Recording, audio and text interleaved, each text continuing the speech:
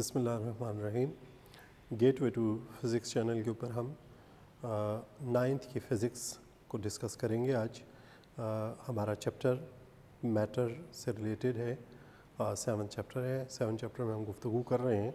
आज का जो हमारा टॉपिक है वो है प्रेशर इन लिक्विड्स। मैं टॉपिक का नाम लिख देता हूँ,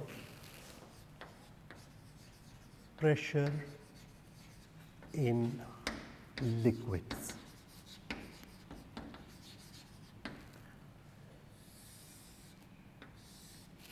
स्टूडेंट, लिक्विड में जो प्रेशर है उसकी नेचर एटमॉस्फेरिक प्रेशर से बिल्कुल डिफरेंट है। एटमॉस्फेरिक प्रेशर में हमने देखा कि जो प्रेशर डेवलप होता है ये तो मॉलिक्यूल्स की कोलिजन्स की वजह से होता है। लिक्विड में मामला बिल्कुल मुख्तलिफ है। हम ये जानते हैं कि लिक्विड्स अपना जो वज़न होता है, जिसको हम इंग्लिश में वेट कहते हैं, वो अपना वेट छोड़ते हैं। अब वेट छोड़ते हैं, किस पे छोड़ते हैं? नेचुरली कंटेनर पे छोड़ते हैं। तो कंटेनर की ऊपर जब इनका वेट आता है तो उस वेट की वजह से ये कुछ, हम जानते हैं कि वेट एक फोर्स है, तो जब फोर्स एक्सर्ट होती है किसी एरिया के ऊपर तो उससे प्रेशर डेवलप होता है। So concept is simple. हमारे लिए यहाँ पे अब प्रेशर इन लिक्विड को हम डिफाइन करते हैं, pressure exerted by a liquid due to its weight.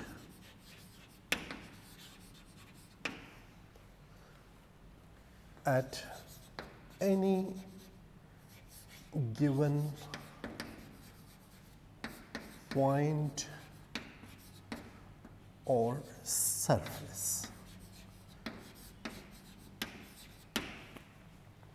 अब बात तो समझ में आने वाली है कि अगर आप लेट सपोज मैं अपने सर पे कुछ वज़न उठा लेता हूँ, तो कोई ईंट है या कोई थैला है या कोई भी चीज़ है, लोड है, तो वो मेरे सर के ऊपर अपना वज़न जो है वो लगाएगा। उस वज़न की वजह से कुछ फोर्स लगाएगा।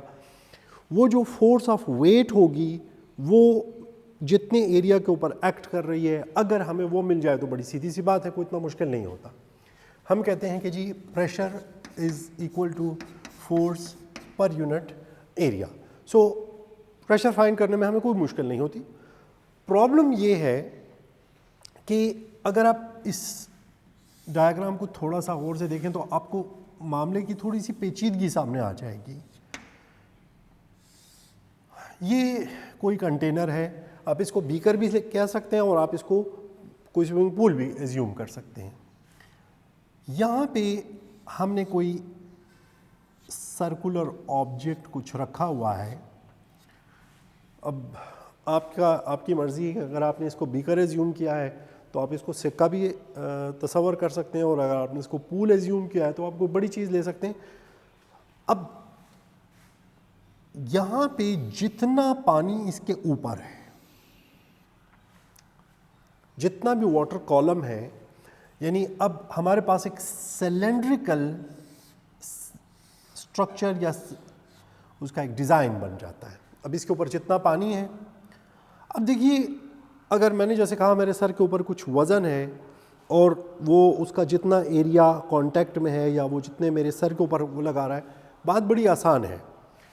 प्रॉब्लम ये है कि उधर तो हम उसको किसी भी फिज़िकल बैलेंस में डाल के, या बेसिकली वेट जब फाइंड करना है तो स्प्रिंग बैलेंस आप फाइंड कर सकते हैं। यहाँ पे क्या करें?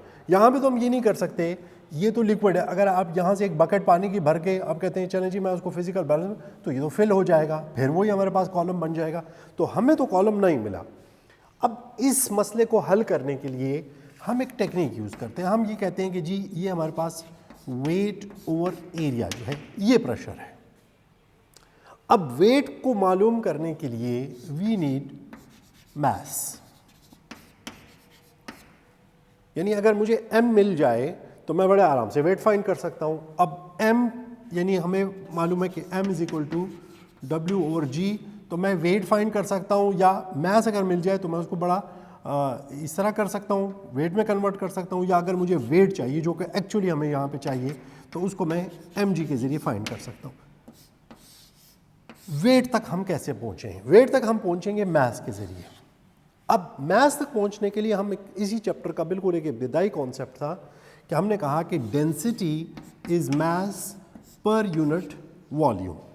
तो अब अगर मुझे इस जगह का, यानी ये जो ऑब्जेक्ट है नेचुरली हमें उसका एरिया पता है पाई आर स्क्वायर के जरिए, हम अगर सर्कुलर सरफेस है, if it is circular, if it is not circular, तो फिर जो भी फार्मूला होगा, अगर मैं ये एरिया फाइंड कर लूँ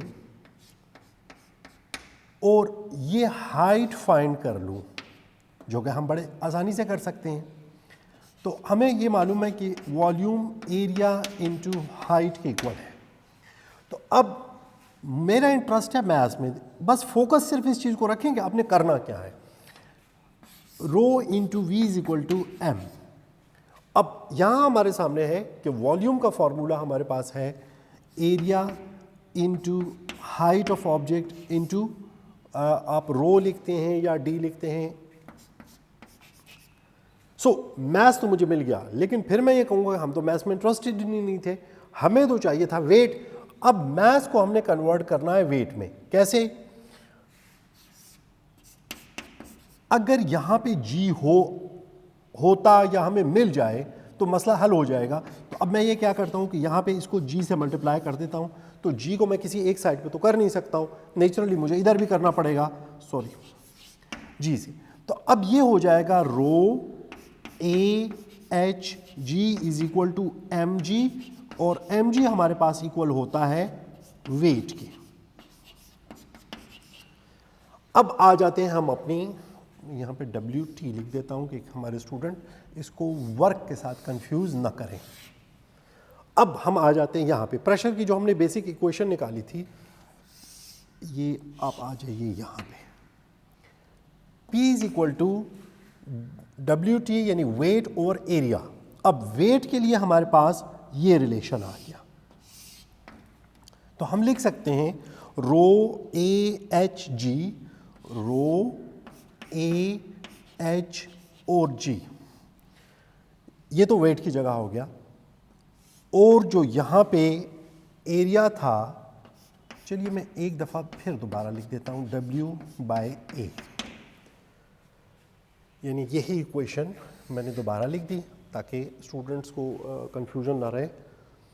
वेट हमने यहाँ पे डिराइव किया, ये लिख दिया। अब अगर आप गौर से देखें तो एरिया कट रहा है, so P is equal to rho H G, यानी pressure is equal to pressure जो लिक्विड में हमें किसी भी पॉइंट पे मिल रहा है वो तीन चीज़ों के ऊपर डिपेंड कर रहा है। One is the gravitational acceleration G, the second is the depth, यानी उसका सरफेस से लेकर बेस तक जहाँ पे वो ऑब्जेक्ट पड़ा हुआ है डेप्थ कितनी है, या अगर नीचे से ऊपर की तरफ जाएंगे तो हाइट बन जाएगा, और उसकी उस लिक्विड जिसमें हमने उसको डिप किया है उसकी डेंसिटी कितनी है। This is the relation for pressure in liquids. अब प्योर वाटर की जो डेंसिटी है 4 सेंटीग्रेड के ऊपर या 3.99 समथिंग, रफली you can say 4 centigrade, this is 1000 kilogram पर मीटर क्यूब। सो अब कितना प्रेशर इंड्यूस करेगा? आप 1000 अगर 1 मीटर पानी में है और 10 से मल्टीप्लाई कर दें तो इतना प्रेशर, इतने पास्कल्स या न्यूटन पर मीटर स्क्वायर बन जाएगा। लेकिन हमारे पास सी या सेलाइन वाटर जो होता है वो उसकी चूँकि मखसूस डेंसिटी नहीं होती, वेरिएबल है, डिपेंड करता है कि किस किस्म का समंदर है, किस किस्म का पानी है, तो वो 1200 भी होता है, 1300 भी होता है। मैं एज्यूम करता हूँ 1200 किलोग्राम पर मीटर क्यूब। तो आप जब पानी में, यानी डेंस, ज़्यादा डेंस पानी में, ज़्यादा थिक पानी में जिसमें कोई अमेजश है जिसकी वजह से उसकी डेंसिटी बढ़ चुकी है, तो आपको ज़्यादा प्रेशर एक्सपीरियंस करना पड़ेगा। The second factor is the depth. Dear student, आपने अगर किसी स्विमिंग पूल में स्विमिंग की है, आप नहाए हैं, डाइविंग की है, तो आपने नोट किया होगा कि जब आप स्विमिंग पूल में नीचे जाते हैं तो आपके कानों पे आपको कुछ दबाव महसूस होता है। चूँकि हम आम हवा के आदी हैं, लेकिन जैसे जैसे आप स्विमिंग पूल में नीचे उतरते जाते हैं तो वो प्रेशर इतना बढ़ता जाता है कि अक्सर व बेशतर अगर आप फर्स्ट टाइम स्विमिंग पूल में स्विमिंग कर रहे हैं तो जब आप वापस आते हैं, ये आम तौर पर छोटे बच्चे कंप्लेंट करते हैं कि उनके कान दुख रहे हैं। एज्यूम ये किया जाता है कि शायद कानों में पानी चला गया, उसने कोई इन्फेक्शन कॉज किया है। It is basically due to the pressure which is exerted by the water on their ears or more precisely ear drums. Ear drum के ऊपर जब स्ट्रेस आता है तो वो स्ट्रेस उसमें प्रेशर या पेन कॉज करता है, और यही जिसकी वजह से बच्चे कंप्लेन करते हैं। सो प्रेशर अल्टीमेटली हमारे पास ये कह सकते हैं कि it depends upon the 3 factors. Gravitational acceleration which is more और लेस कांस्टेंट, हम इसको इन केस ऑफ वाटर इसमें चूँकि इतनी बड़ी चेंज नहीं आती है कि हम उसको कंसिडर करें, इसलिए हम इसको तो पीछे रह जाते हैं 2 factor, one is the density and the other is depth. आप एक ख़ास मकाम के बाद आप जो है तो पानी में डाइव नहीं कर सकते हैं, और उससे नीचे जाने के लिए आपको मुख्तलिफ़ किस्म के कैप्सूल्स या सबमरीन्स यूज़ करनी पड़ती हैं। और then there we have a very very special submarines जो कि समंदर की डेप्थ में किसी भी लेवल तक जा सकती हैं। आई होप कि प्रेशर इन लिक्विड का जो टॉपिक है, जो कॉन्सेप्ट है, आपको क्लियर हो गया होगा। इंशाल्लाह नेक्स्ट वीडियो में हम इससे अगले टॉपिक को डिस्कस करेंगे। Till then best of luck.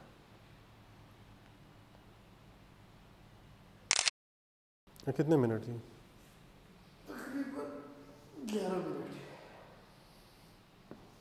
पूरे 4 मिनट रुक के